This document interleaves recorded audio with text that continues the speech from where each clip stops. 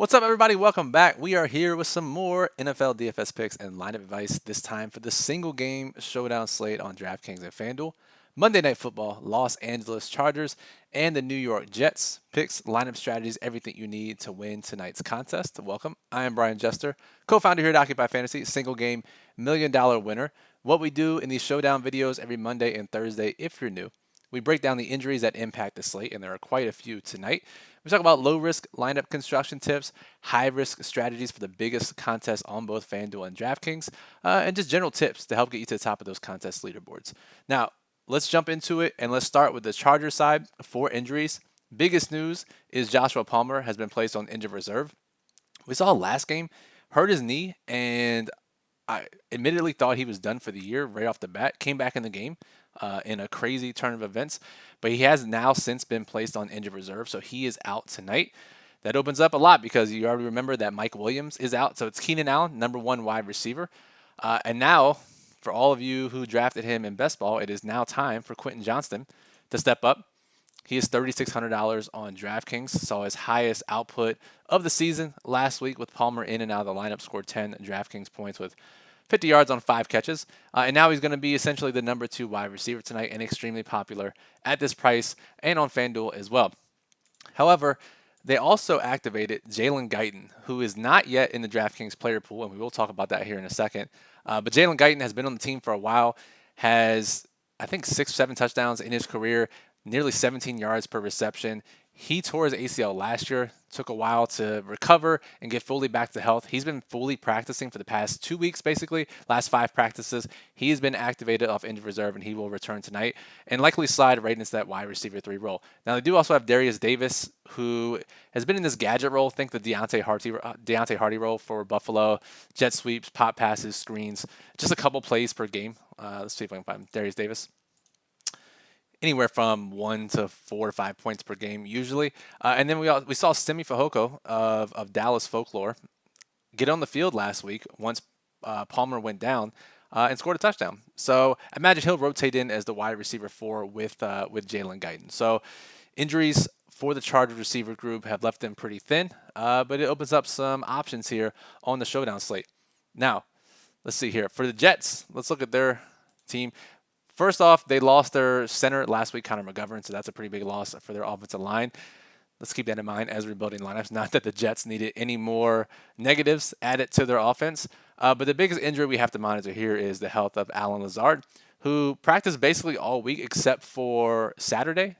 Sounds like he hurt his knee in practice, and he has now been listed as questionable for tonight. I haven't seen any national reports just yet. I'm recording this 10 a.m. Eastern on Monday here, and I haven't seen anything on Allen Lazard's availability. We assume he's going to play without any real negative notes, but let's monitor, because if he's out, admittedly, it's not something I really want to think about and put the brain power into, because we're going to have to figure out who takes his snaps and who takes his routes. Now, Randall Cobb will probably get a little bit more work. Cobb missed last week's game. Yes, he's also $200. Pull up Randall Cobb here. So he'll probably get a few more snaps and routes.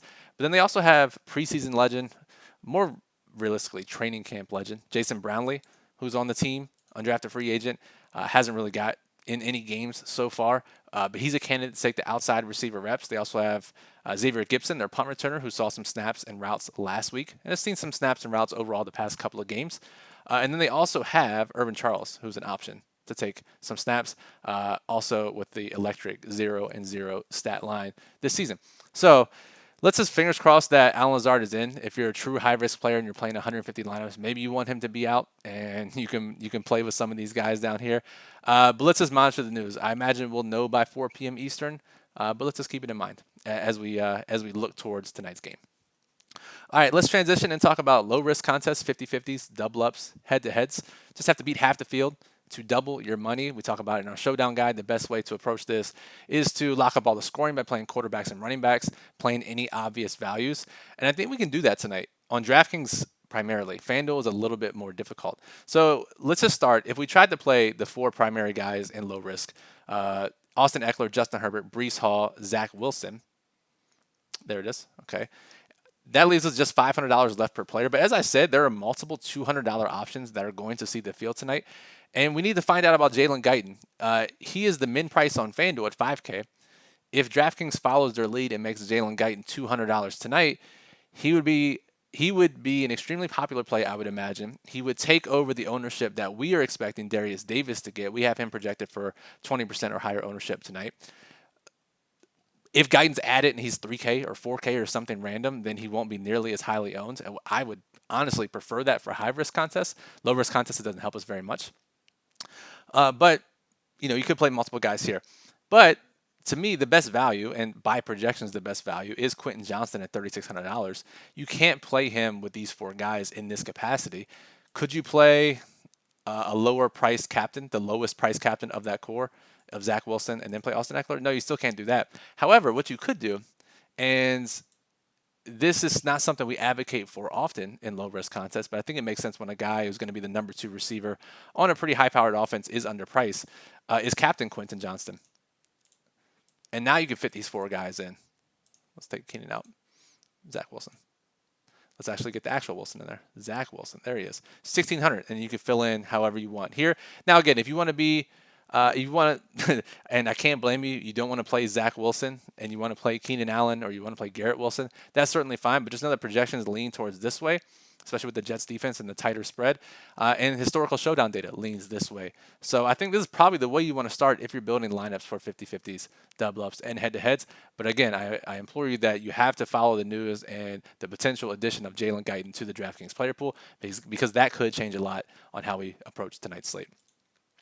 All right, FanDuel, it is a lot more difficult. Let's go over here, because basically you have to choose between Justin Herbert and Austin Eckler. If you play both, and then one of the Jets guys, Breece Hall or Zach Wilson, that leaves you with $62.50 left per player. Now, I guess you could play Jalen Guyton, 5K, but then you're still looking at a $7,500 player. Who we got here? Everett, Kelly. I guess this is possible. This isn't really that bad, especially if we get any news that Guyton's going to be a full go tonight. So it's not the worst, right? You could drop down and you play the quarterback instead of Breece Hall. We save an extra $2,000. And if we play Guyton here, now we get 9,500. We could play the Chargers defense, which projects to be popular against Zach Wilson and company. You could play a kicker or the Jets defense even. So maybe this is the way to go. Again, I don't think it's the worst slate overall. You have to leave out one of the core 4, and it's up to you. I think I would probably go this way if I was building Herbert, Eckler, Zach Wilson.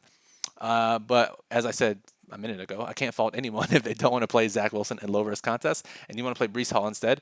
So, but Guyton does open it up a bit.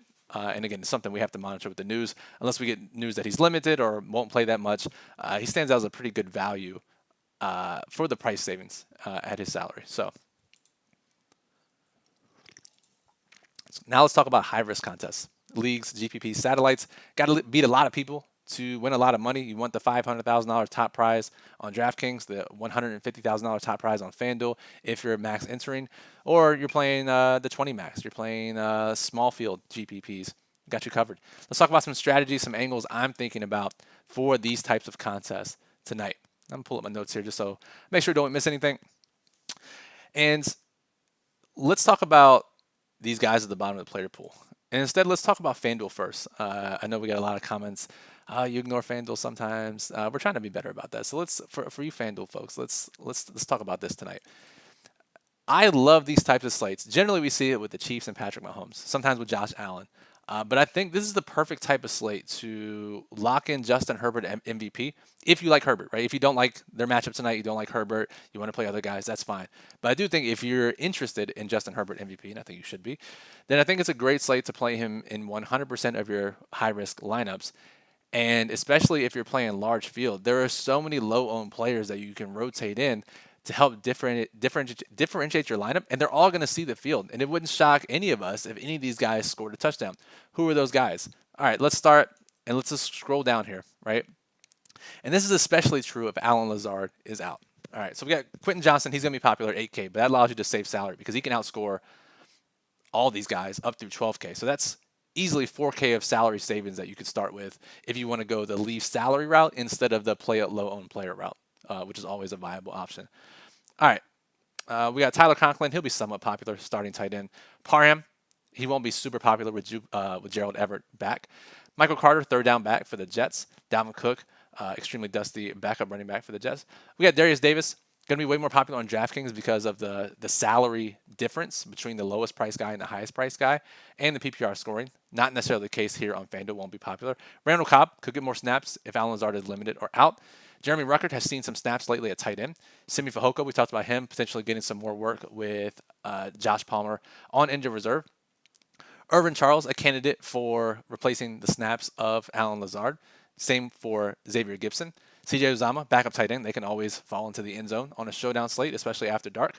Jason Brownlee, the guy who could replace Allen Lazard snaps and was the talk of training camp. Who else we got here? Anybody else down here? Stone Smart, tight end 3. Sure, maybe. I think that's it. Let's keep scrolling. Oh, yeah, and obviously Jalen Guyton, who will be a little popular, but not like 20% or anything on FanDuel.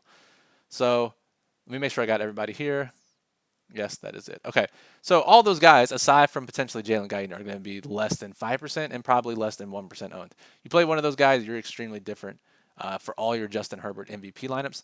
And it's a really smart way to play it if you want to lock in a captain when we have all these viable low-owned plays. There are some slates where teams play really tight rotations. These backups may get 1 or 2 snaps, and it's really unlikely that they even get a target or a touch, let alone see the field. That's not necessarily the case for tonight's game, and it makes it a super interesting high-risk slate as a result. The same goes for DraftKings, right? If you want to lock in Herbert or lock in Keenan, the popular captains, Eckler, Herbert, Keenan Allen, Garrett Wilson, those guys, there are enough low-owned options to differentiate, even the smaller contests, if you want to play a popular captain. So I wouldn't let that deter you tonight. Now, speaking of those popular captains, we do have 2 underperforming wide receivers in tonight's game. Now, if you've been around for a while, you know what they are. These are receivers that have seen a lot of opportunity in recent weeks, but haven't necessarily converted. Historically, those guys have blow-up games in the very near future. Those 2 guys are the 2 best receivers in the game tonight, Keenan Allen and Garrett Wilson. So I think you have to consider them heavily. Obviously, Allen gets the boost with Palmer out of the lineup, but there is the matchup and attention factor that we have to think about here. Now, Allen's going to play mostly in the slot, primarily. So he should avoid most of Sauce Gardner and DJ Reed. Those guys do not shadow. They play one side of the field or the other. I don't think that'll change tonight, but let's see.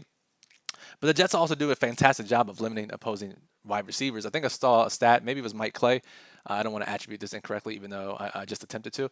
That said that the Jets have held opposing wide receivers under their season average in every single game this season, which is pretty scary to think about if you're thinking about playing Keenan Allen or you're thinking about playing Quentin Johnston. The fact is Quentin Johnston is too cheap regardless, and his season average, all he needs is like 1 catch to exceed that. So it's not necessarily the Jets' ability to limit him that could impact his scoring at his price.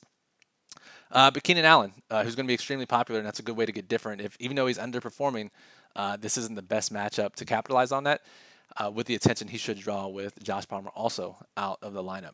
And the spread's also really weird, right? Like Chargers are only favored by 3.5 points. You would expect it to be a lot more, but the Chargers do indeed charger very often. So I don't know. I think that spread and the amount of money coming in on the Jets has caused me to pause a little bit for Chargers heavy lineups and consider playing some Jets captains and more Jets heavy lineups.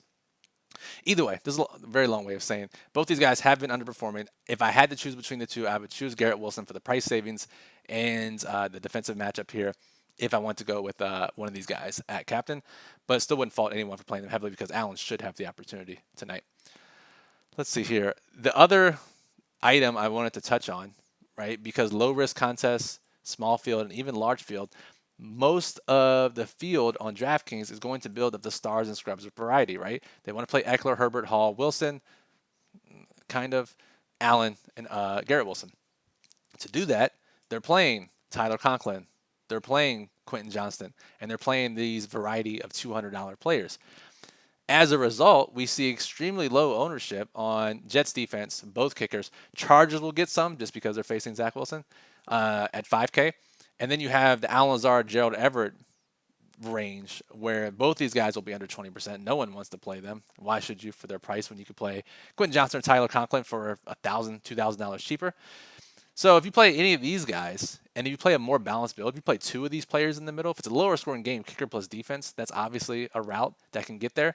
But you play 1 to 2 of these guys and fade everything below, honestly even 4K, but especially under 3K, then you automatically have a different type of build than what the field is going to do. And you can play a little more chalkier with the rest of your spots just because we know the field is not going to build that way whatsoever, especially in smaller contests. Now, it's really hasn't been historically profitable to play these like 5 to 6K sub 20% guys in small field GPPs, but it's been extremely profitable in large field GPP. So just keep that in mind as you're building. All right, I think that covers it for tonight.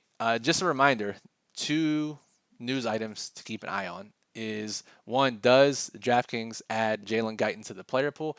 If so, what does this cost? If he's $200, the min price, he's an extremely viable, low risk, small field and large field play. If he's in the 2K to 4K range, he becomes much more of a great high risk pivot away from Quentin Johnston, away from Tyler Conklin.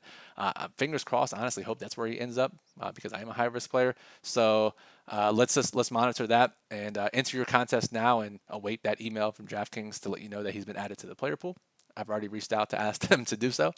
And then the Alan Lazard news. Let's monitor national reports, and if we don't get anything, let's monitor pregame warmups and inactives to see. And maybe the Jets beat reporters will have some insight as to who may take his snaps if he is indeed out. So, all right, that'll do it for the video. Make sure you are subscribed here on YouTube. It is free to do so. Just click that red subscribe button below the video. What does that do? Helps us out, obviously. Let's be transparent. Helps you out as well. It's mutually beneficial. You'll get notified whenever we go live, upload any videos. As Thanksgiving starts to roll around, we get more and more of the short slates. We'll do more videos for that. Being subscribed is the best way to get notified when any of our content is posted. Plus, our NBA team is going live every single day, late afternoon, to break down the slate and answer your questions. So if you're into NBA DFS, subscribing will be extremely beneficial because you'll be notified instantly whenever they go live here on YouTube. Give us a thumbs up if you like the content. That helps us out, lets us know to continue to make more of these videos. As we look forward already to 2024, should we continue these types of videos? The more positive feedback, the more thumbs ups we get, lets us know that, hey, let's continue this for next NFL season. And if you have any questions, honestly, I will not be around today, unfortunately. I know I say that every single slate that I will be around. You can comment on the video below. Maybe others will help you out. Feel free to drop your comments or questions. I'll try to get back to them. I cannot guarantee that I will. The best way today is Discord. OccupyFantasy.com/Discord. That link is in the description below. Chat with us, other members of the community. And if I can't get back to you, then another member of our staff will get back to you with your answers to your questions in our Discord server. So, Brian Jester for Occupy Fantasy, thank you for listening, and good luck in tonight's super awesome Chargers and Jets showdown slate.